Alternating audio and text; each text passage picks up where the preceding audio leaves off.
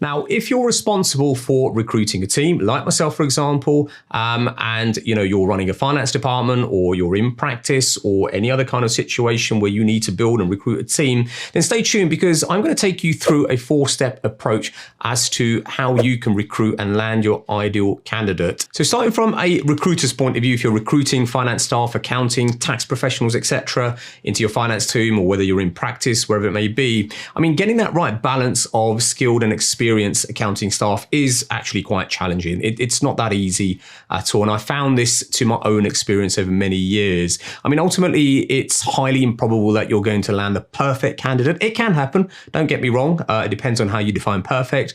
But, there are so many factors involved.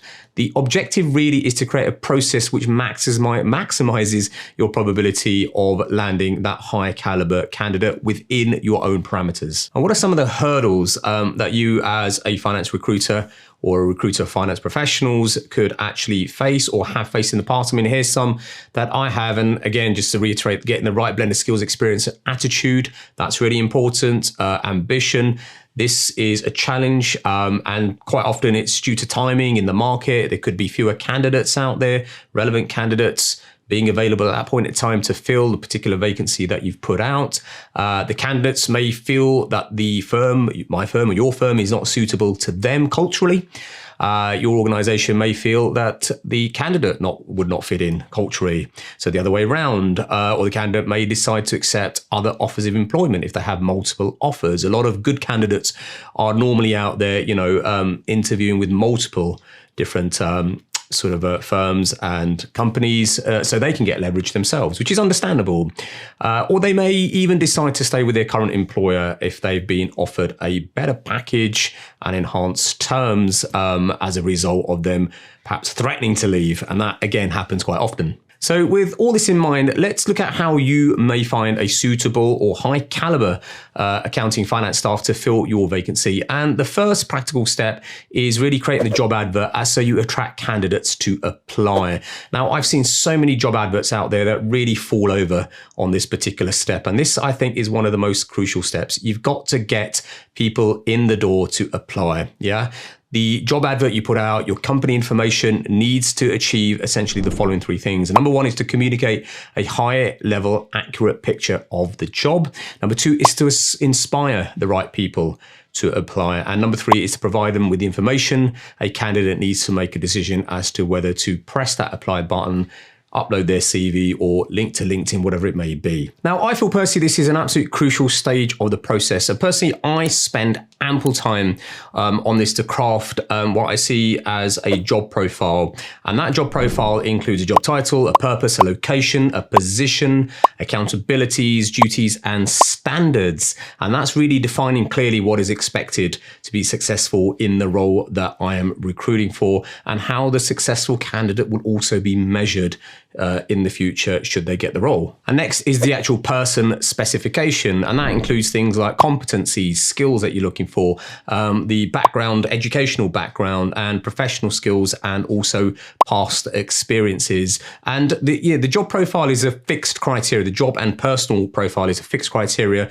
that I am measuring prospective candidates against, to which I can then further filter and shortlist to the next stage. And that brings me on nicely to number 2, which is filtering and shortlisting. And the good news is at this stage is that if you've been diligent and you've thought through and been structured in the first step and phase in creating the criteria, then shortlisting the candidates is not really going to be difficult at all, because you've got the criteria, you know what you're measuring against. All this stage needs is a bit of time and patience, and perhaps quite advisably 2 pairs of eyes. So if you have the luxury of a HR department or personnel in your organization, they should be involved in that process, in my view. If you haven't, then somebody, even if it's another member of your staff, should be involved in that to help you shortlist candidates for a sort of initial screening or first interview. And one of the tools that I use is a scoring mechanism on the shortlisting. So on a scale of 1 to 5, with say 5 being the highest, 1 being the lowest, I put out parameters and criteria, obviously per stage one.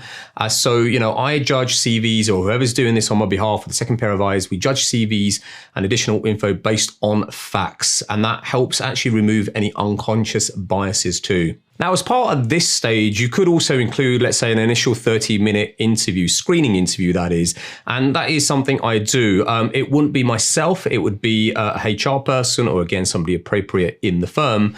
And that's just on some of the basics, like, why do you feel you're a good fit for this role organization? What's your current position?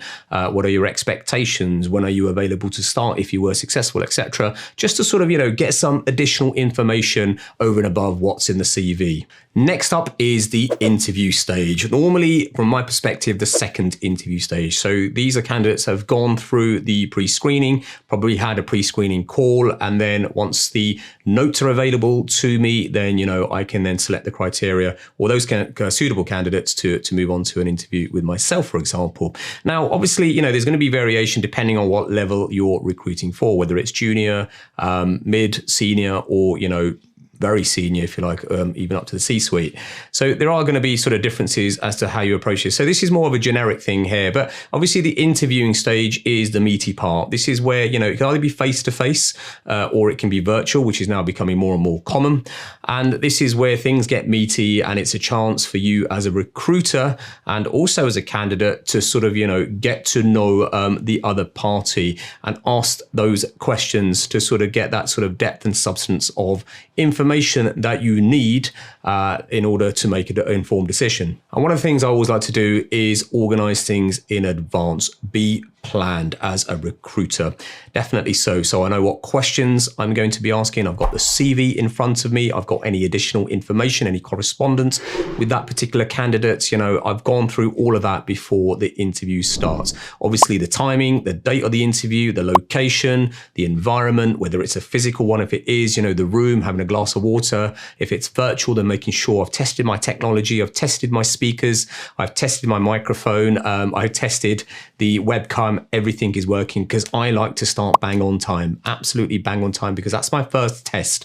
If an interviewee doesn't turn up in a reasonable time, and I can give it, a few minutes of grace, then already, unfortunately, from my point of view, that is not a particularly good start. It's not a deal breaker, but it obviously isn't a good start at all. But let me be clear here. My objective is not to trip up any interview. I'm not trying to corner them and trick them into anything whatsoever.